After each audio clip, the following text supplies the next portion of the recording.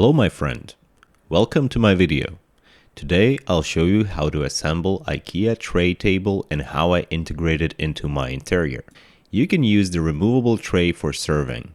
The tray's edges makes it easy to carry and reduces the risk of glasses or bowls sliding off. The design makes it easy to put the tray back after use since you place it directly on the table frame without having to fit it into any holes.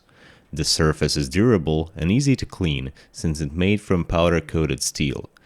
You can easily lift and move the entire table, for example, from the sofa to the reading chair. If you have any questions, feel free to leave a comment below this video. I will try to answer you. Enjoy watching.